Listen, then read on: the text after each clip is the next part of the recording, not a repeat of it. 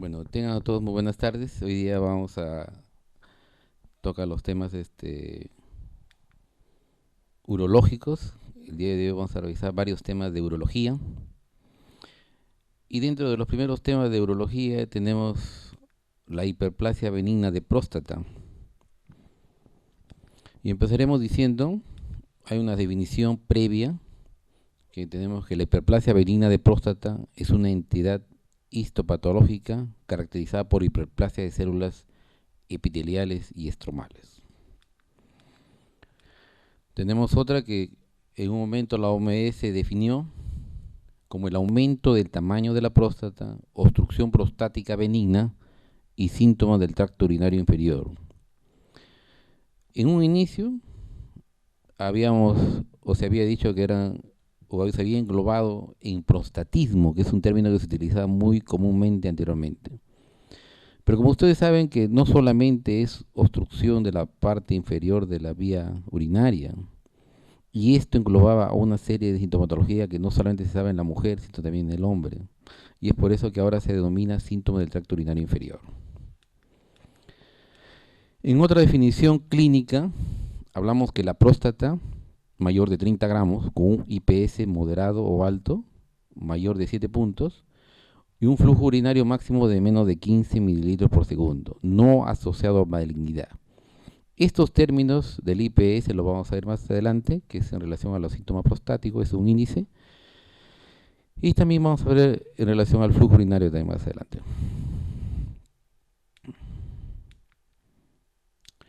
Esta es una diapositiva para ver la próstata. Como ustedes verán, tenemos ahí la situación de la próstata está por debajo de la vejiga, como saben, anatómicamente. Y aproximadamente la próstata pesa entre 20 y 30 gramos inicialmente. Tenemos algunas zonas, según McNeil, algunas zonas que había especificado, como son la zona periuretral, la zona de transición, la zona central y la zona periférica. Nuevamente, para ubicarnos en la anatomía, este es un corte sagital, en donde vemos la situación de la próstata y vemos que tiene varias caras, una cara lateral, una cara anterior, una posterior y una base, y dos laterales, por supuesto. Algunas fascias que también conforman parte de la parte anatómica de la próstata. Y tenemos la irrigación arterial. Como ustedes saben, la arteria aorta abdominal se va a dividir en dos grandes ramas, como sabemos anatómicamente. A nivel de la cuarta vértebra lumbar se va a dividir en arterias ilíacas comunes o primitivas. Esta, a su vez, cuando pasa por la articulación sacroiliaca, va a dar la arteria ilíaca interna y externa. Posteriormente, ni bien pasa por la arteria ilíaca interna tiene dos porciones, una porción anterior y una posterior. Que como ustedes muy saben, la posterior con 3 ramas y la anterior con 7.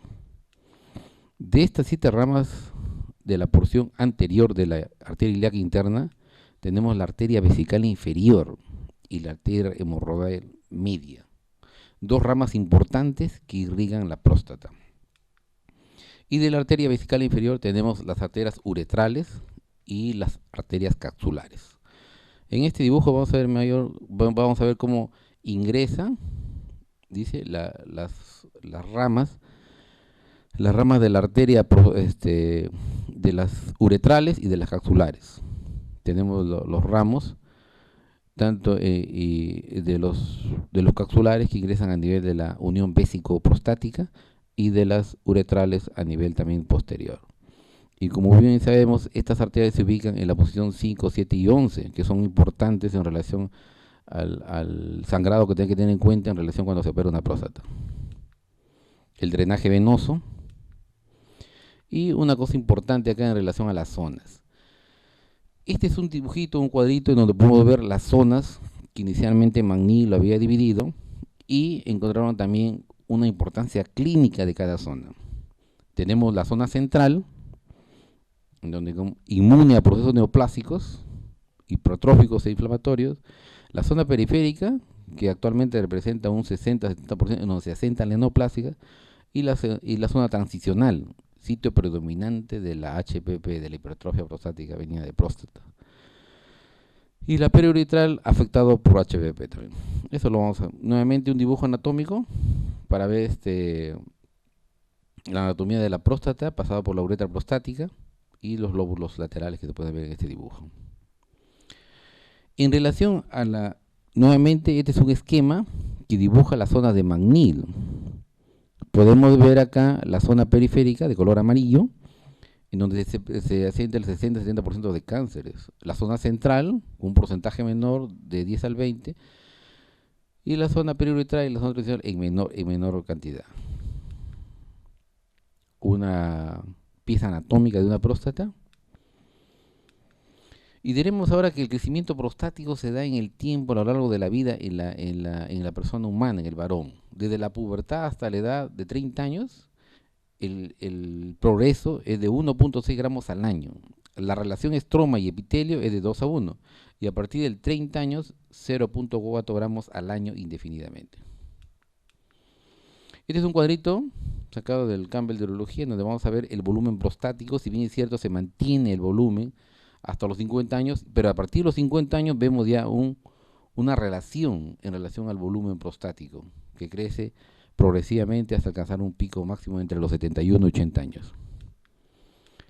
Este es otro dibujo de diferentes estudios que se han hecho en relación a la prevalencia. Y como ustedes verán acá, entre los 59 y en los 60 años hay un pico que se eleva en relación a la presentación de hipertrofia. Sin embargo, actualmente ya estamos viendo una incidencia alta de pacientes entre 50 y 59 años que contienen ya hipertrofia venida de próstata.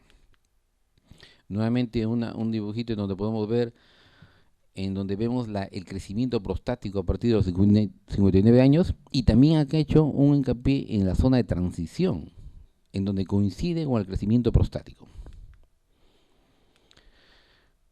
Tenemos acá también un cuadro en donde correlacionan el PSA sérico con el volumen de la próstata. Y ustedes verán que a mayor volumen prostático también hay una incidencia en relación al nivel de PSA que tiene el paciente.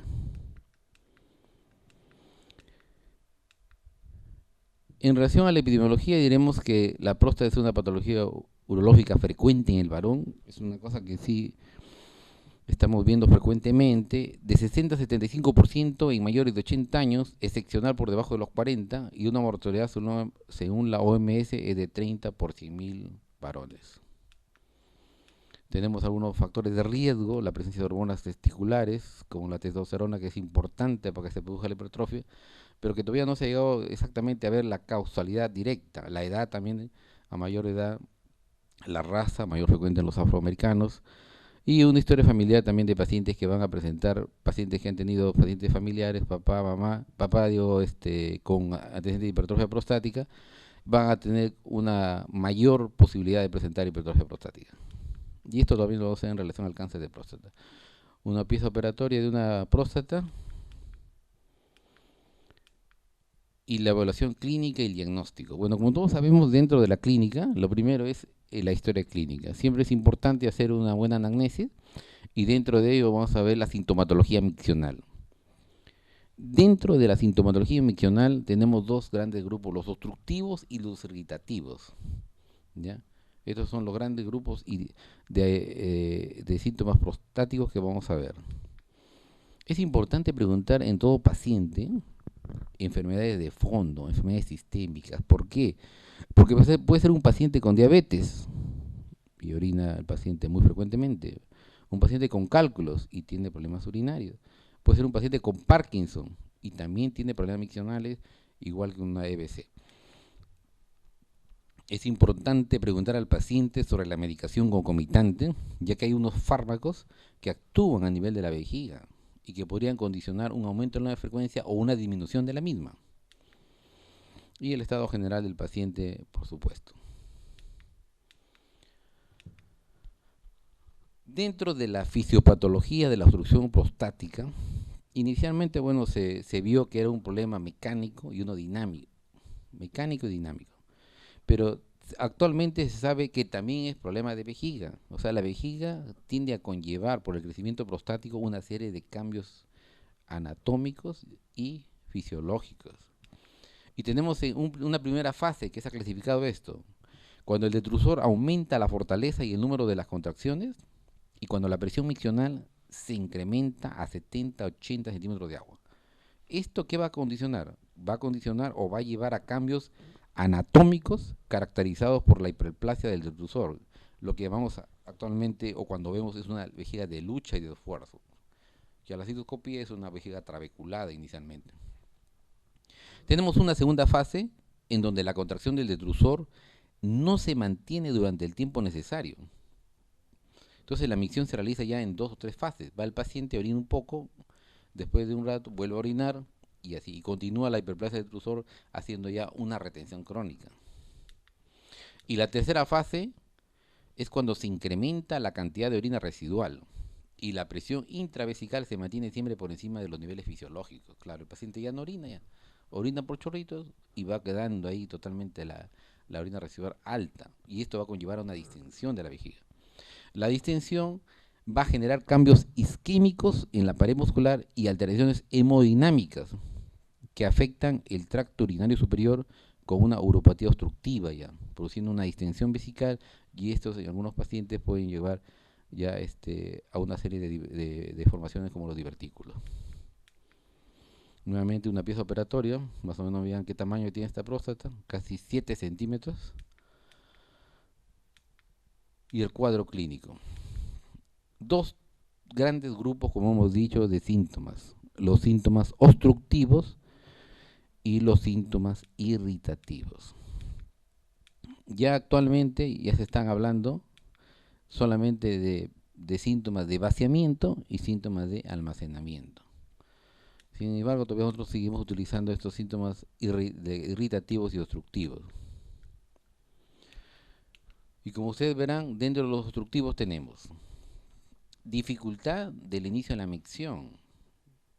Algunos lo denominan como la excitación, con H, excitación, que es cuando el paciente va al baño, quiere miccionar y todavía hay un tiempo entre iniciar la micción. Y eso se llama excitación con H, que es una dificultad del inicio de la micción. Es un síntoma obstructivo.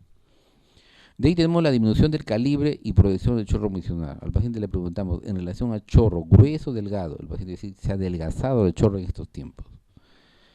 La micción prolongada también es un síntoma obstructivo. Goteo postmiccional, ¿termina de urinar y gotea? Sí, gotea.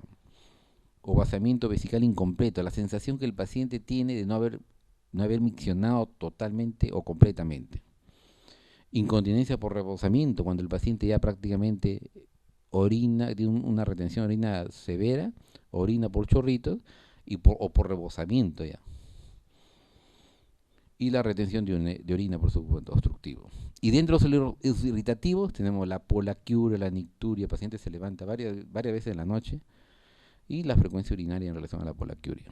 La incontinencia por urgencia, la sensación de querer ir al baño constantemente, y dolor suprapúbico.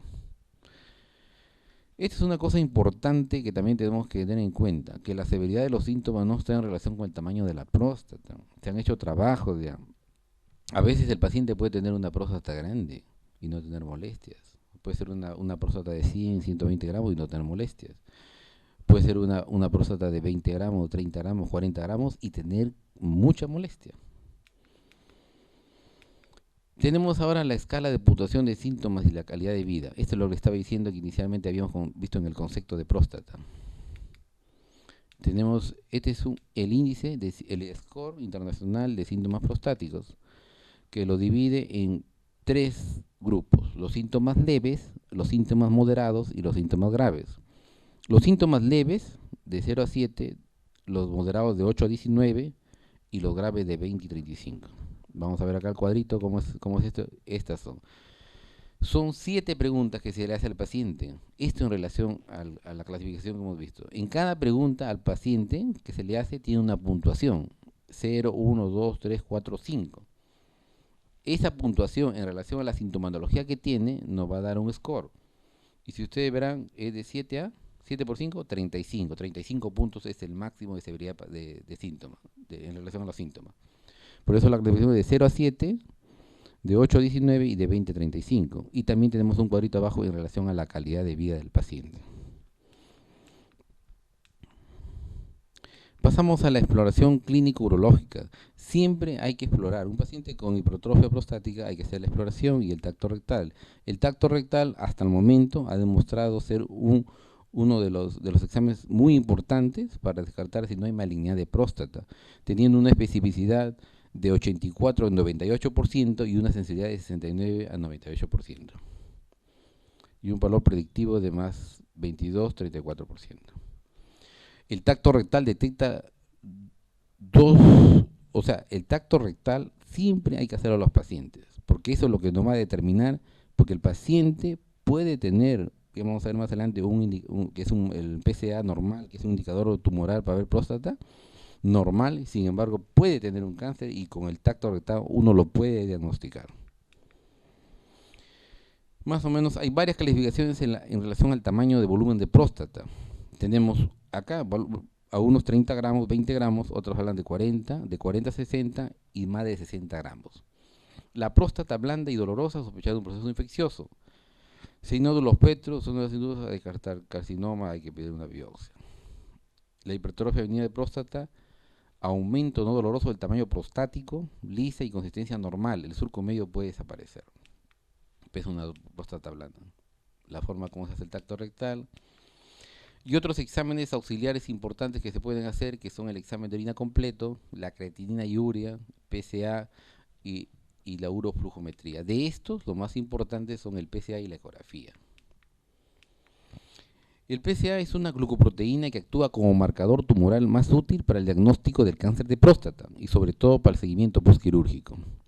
En células acinarias y epitelio ductal de tejido prostático se ha encontrado PSA en el tejido normal, hiperplásico y en el maligno.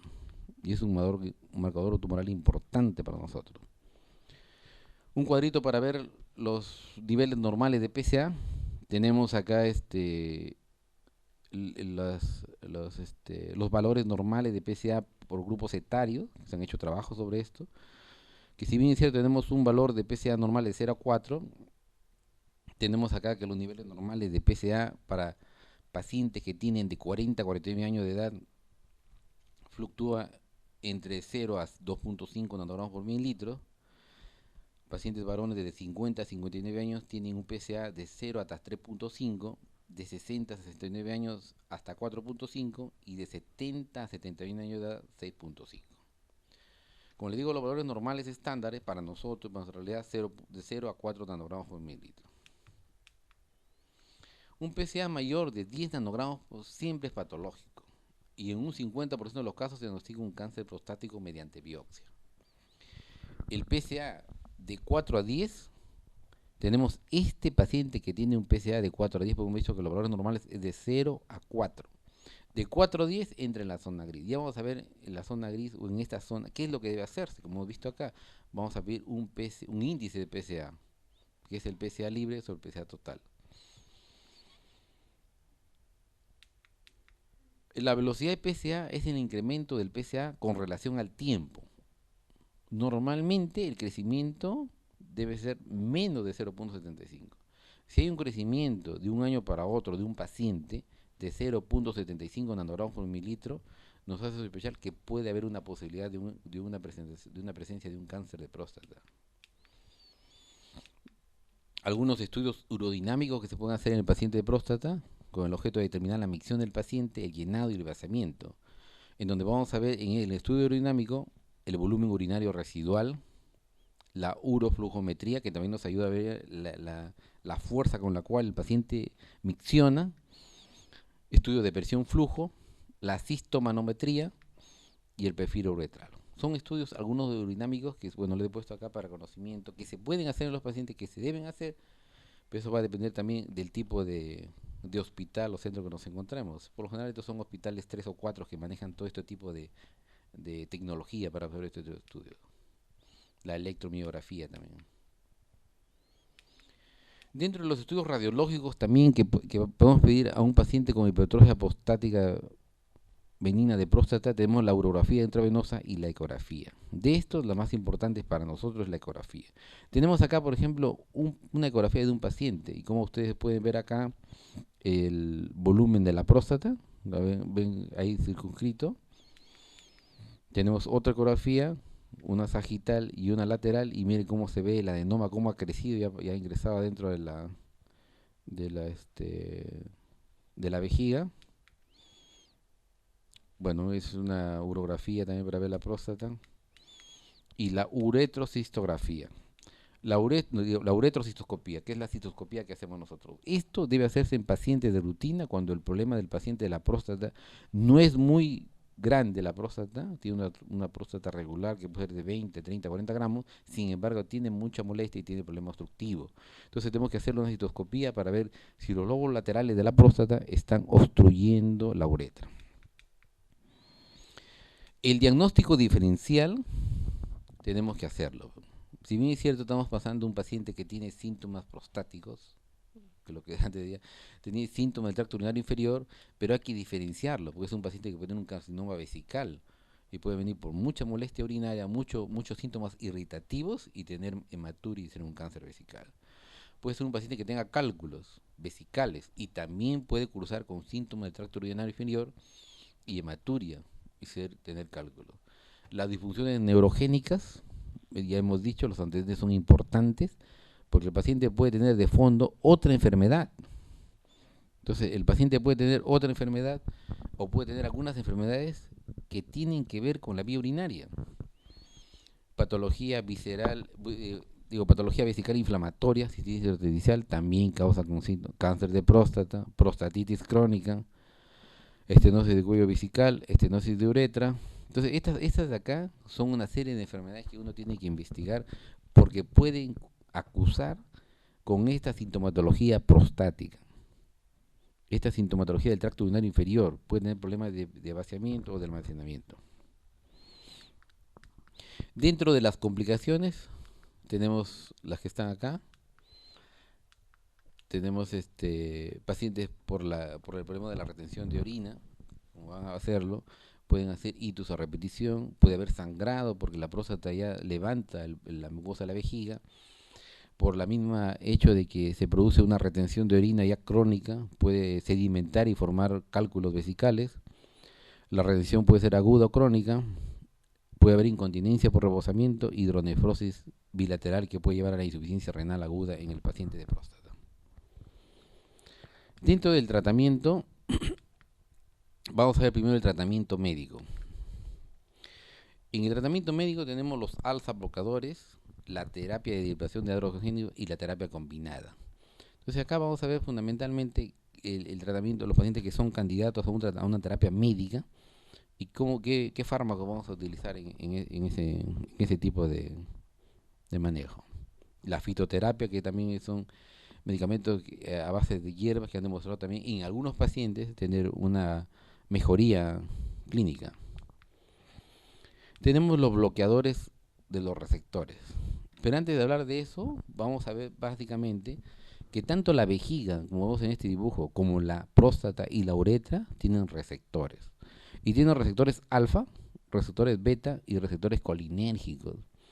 Es por eso que vamos a ver dentro del tratamiento médico los bloqueadores alfa que vamos a utilizar en el paciente de hipertrofia prostática van a aliviar la sintomatología por este mecanismo, inhibiendo estos receptores y produciendo una relajación de la musculatura, trayendo como consecuencia el alivio de la sintomatología. Tenemos acá en este cuadrito los receptores alfa. Los receptores alfa 1A, B y D. Y como ustedes pueden ver, el A y el D, próstata, que es lo que nos interesa. Tenemos los agonistas A1 de la hipertrofia y estos antagonistas que vamos a ver que son los beta bloqueadores. Mire, ¿cuáles son los efectos farmacológicos de estos medicamentos? Reducción de los síntomas prostáticos, reducción de la presión uretral y vesical, mejoría del flujo urinario, mejoría del vaciamiento, disminución residual postmisional, reducción en la nicturia y mejoría de la fuerza del chorro miccional. Como ustedes verán, es una mejoría de la sintomatología. Estamos hablando de la parte clínica solamente. Esto es lo que tienen por el efecto que tienen a nivel de los receptores alfa. Por supuesto que estos receptores alfa no son totalmente específicos para la próstata, porque estos receptores están en otras partes, como hemos visto en el cuadro anterior, en el cerebro, en el corazón, en una serie de órganos que están los receptores alfa. Y los efectos adversos pueden ser cardiovasculares, puede haber hipotensión, taquicardia, lipotimia, una serie de alteraciones inherentes a sus receptores que están a esos órganos. Tenemos el prazosin, por ejemplo, uno de los bloqueadores alfa, una vida media de 3.4, dosis de 4 miligramos por día, 3 veces, aprobado para hipertensión también. De ahí tenemos el alfazucin, que es también un beta adrenérgico, análogo, una vida media de plasmática de 3.5 horas y una dosis de 7.5 a 10 miligramos, aprobado también para la hipertrofia benigna de próstata. El terazocin, que es lo más, bueno, acá dentro de lo más usado también en hipertrofia benigna de próstata, la terazocina, que es un antagonista selectivo. Y siempre estos fármacos, que son alfa, todos tienen una dosificación. Por ejemplo, la terazocina se recomienda iniciar al paciente con 1 miligramo por 3 días. De ahí subir a 2 miligramos por 11 días y de ahí recién subir la dosis a 5 miligramos y si no fuera así, pues a 10 miligramos. Pero debe ser, ¿por qué? Porque como estamos viendo, dentro de los efectos colaterales, ya que no son solamente exclusivos de la próstata, estos receptores pueden producir hipotensión en el paciente y otras molestias. Entonces debe ser gradual la dosificación. La doxazocina, que también es un antagonista adrenérgico, una vida plasmática de 20 horas, bueno, y con los efectos de la primera dosis, como hemos visto. La tansulosina, este antagonista adrenérgico tiene la selectividad de actuar sobre los receptores alfa 1A y alfa 1D. Es más selectivo, causa menos problemas en relación a la presión. Y lo que sí, como todos los mayoría de adrenérgicos, actúa dentro de los efectos, los trastornos de eyaculación. No produce el fenómeno de la primera dosis. Eso es lo bueno, se puede decir, de la tansulosina. Los inhibidores de la 5-alfa reductasa.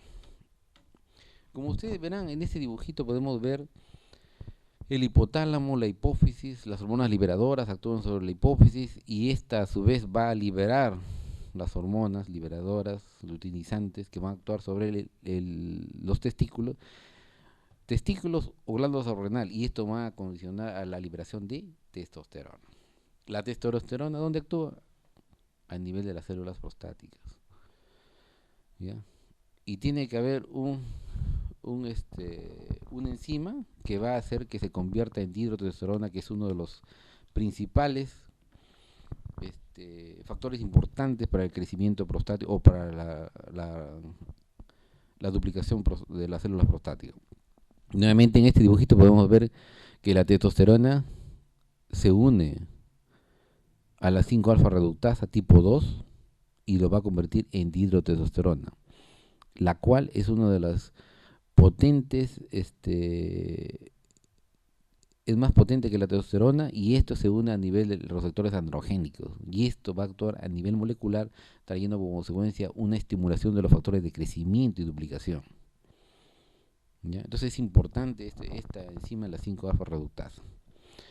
¿Y por qué estamos hablando de esto?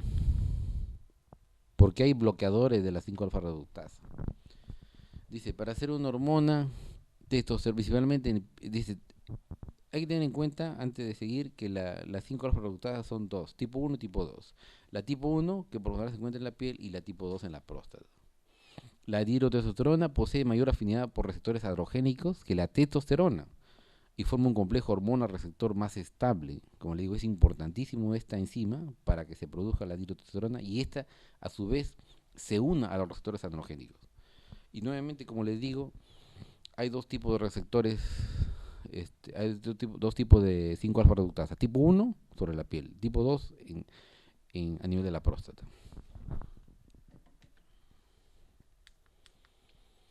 Entonces, hablamos de los inhibidores de la 5-alfa reductasa. Y nuevamente acá para ver, ¿ya?, que la testosterona por la enzima 5-alfa reductasa se convierte en dihidrotestosterona. Entonces, los inhibidores de la 5-alfa reductasa, como vemos acá, que son importantísimos con el crecimiento prostático, tenemos el finasteride. ¿Qué es el finasteride? Es un inhibidor de la 5-alfa reductasa. Es el único fármaco que ha demostrado mejoría en los 7 años de tratamiento. Bueno, ahorita ya son como 10, 15 años de tratamiento con el finasteride. Y una posible alteración de la evolución natural de la enfermedad, reduciendo el tamaño prostático en un 20%. Estamos hablando de un tratamiento de 3 a 6 meses en los pacientes. Y el riesgo de padecer retención urinaria. Y hasta un 52% del paciente que será sometido quirúrgicamente. Dice, el finasteride tiene acciones específicas. Es un inhibidor competitivo de la enzima 5-alfa reductasa tipo 2, como hemos visto. Tipo 1, tipo 2, tipo 2. El finasteride actúa sobre el tipo 2. No se liga al receptor androgénico. El finasteride no se liga al receptor androgénico. Y la isoforma tipo 2 es la 5-alfa reductasa dominante en próstata. Una vida plasmática de 6 a 8 horas y dosis de tratamiento es 5 miligramos al día.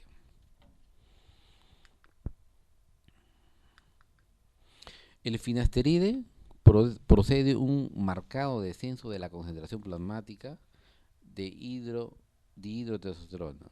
La concentración de la dihidrotestosterona en próstata disminuye en 90% luego de varios días de tratamiento. Sin embargo, la concentración plasmática de testosterona se incrementa. La concentración plasmática de la LH aumenta y puede producir una hiperplasia de células de Leydig. Bueno, son cosas que es importante que vamos a ver, pero como le digo acá, su acción fundamental es la inhibición del 5-alfa reductasa. En otros estudios tenemos que la finasterida en dosis de 5 miligramos al día durante un año redujo el tamaño de la hipertrofia benigna de próstata en un 20% aproximadamente.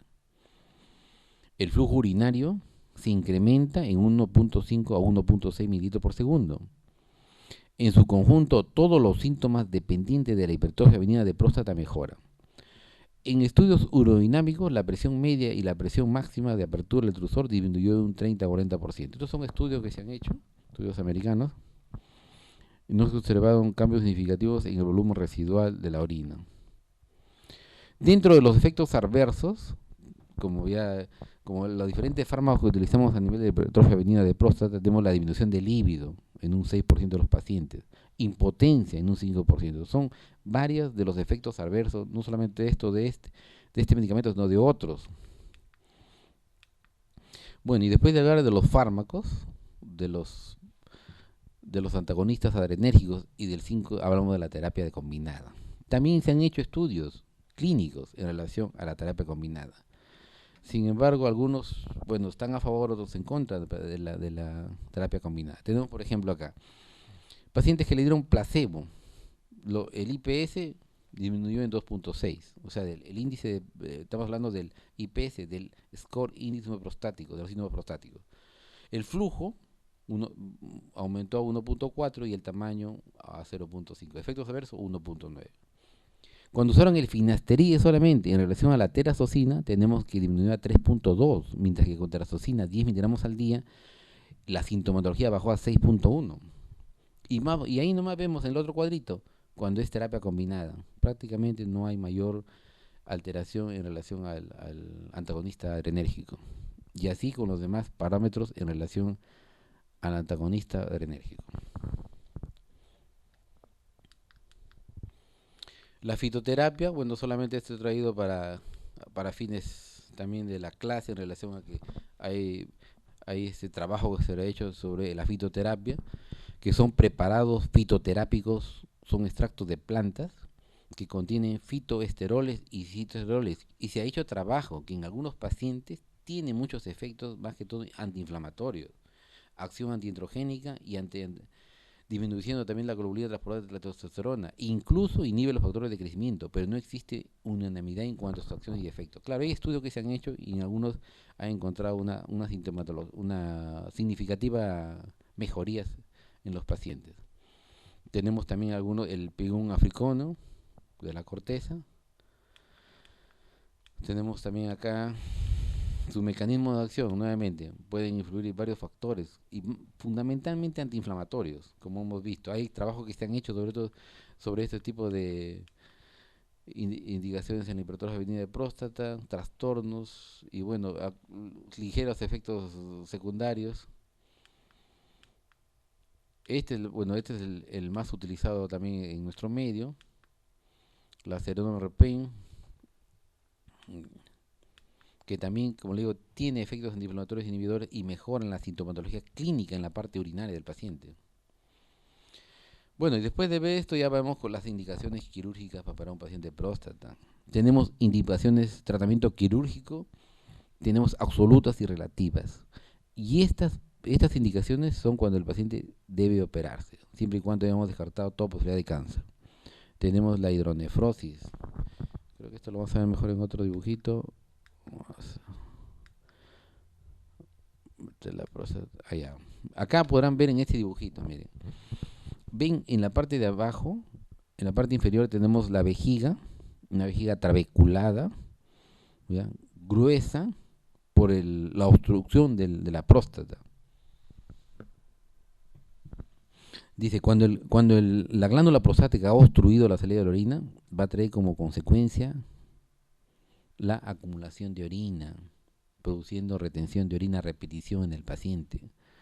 Infecciones a repetición, retención de urinaria a repetición, indicación va para un paciente de próstata. No puede orinar el paciente, se obstruye constantemente. Y si este paciente, la próstata, ha levantado la mucosa de la vejiga, va a producir sangrado, tiene hematuria, comienza el paciente a sangrar, frecuentemente sangrado por el tamaño, por la próstata grande que tiene, indicación para operar a un paciente de próstata. Y si hay retención crónica, esto va a conllevar una sedimentación, cristalización y posterior formación de cálculos vesicales. El paciente comienza a llenar de piedras la vejiga, otra indicación para operar a un paciente de próstata.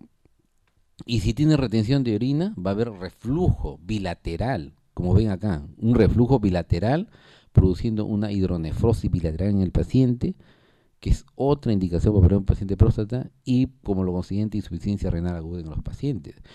Y a veces se ha visto casos que los pacientes tienen una retención crónica y prácticamente ya hay en los dos lados, están con 80, 70% de retención. Cuando lo vemos tiene una ecografía con una hidronefrosis bilateral. Le sacamos una creatinina que tiene 5 o 6 de creatinina, una urea de 100, y es por la retención de orina crónica y la hidronefrosis que está produciéndose. El tratamiento quirúrgico, tenemos la incisión transuretral, tenemos el láser y tenemos la electrovaporización. Bueno, son varios tipos de tratamientos, solamente le he traído para fines de la electrovaporización. Esta es la cirugía abierta, la retropúdica, que bueno, y esta es la LRTU, la famosa RTU que se hace en la... Bueno, para terminar solamente diríamos de que un pequeño caso clínico, un paciente de 68 años de edad que viene por emergencia por presentar retención de orina posterior a ingesta de bebidas alcohólicas. Este paciente viene a la emergencia y viene por retención de orina. Lo primero que va a hacer el interno o el médico general es pasarlo, porque el paciente viene con un tremendo dolor ahí porque no puede orinar, con una retención de orina. Entonces lo que van a hacer es colocarle una sonda para drenarle la orina. Es importante que ustedes sepan, a un paciente con orina residual o con retención de orina, hay que tratar de drenar esa orina cada 150 centímetros y detenerse unos 5 o 10 minutos y volver a vaciar la orina. ¿Por qué? Porque si uno descomprime la vejiga totalmente, puede producir sangrado. Ese paciente le ponemos la sonda, se va a su casa y a las 2 o 3 horas va a venir con una bolsa llena de coágulos y con bastante sangrado. Bueno, ¿qué hacer con este paciente?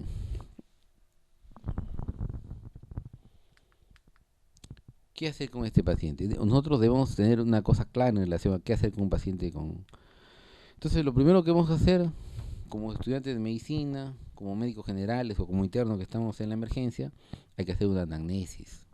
Ya hemos visto nuevamente, hay que preguntarle al señor desde cuándo hasta que se retiene la orina, qué sintomatología tiene sintomatología obstructiva, sintomatología irritativa, y el examen físico, el tacto rectal y los exámenes auxiliares que debemos hacer y que hemos visto en la... Entonces, tenemos que este paciente, tenemos un paciente de 68 años de edad, que tiene síntomas del tracto urinario inferior desde hace 3 años, no controlado, no es diabético, no es hipertenso, tiene una retención de orina en 3 oportunidades, un IPSS de 20, o sea, le hicimos las preguntas, las 7 preguntas correspondientes, y nos salió que tenía un score de síntomas 20 y negaba otro tipo de enfermedades.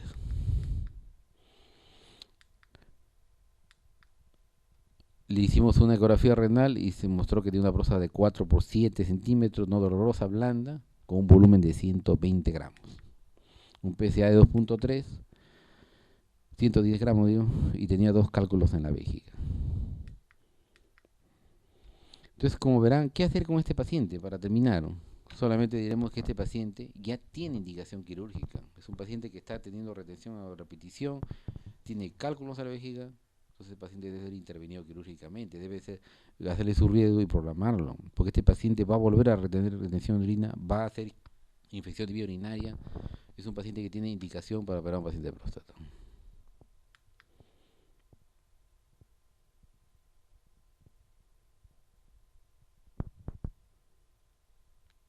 Ya, esto en relación al primer tema que tenía que exponer.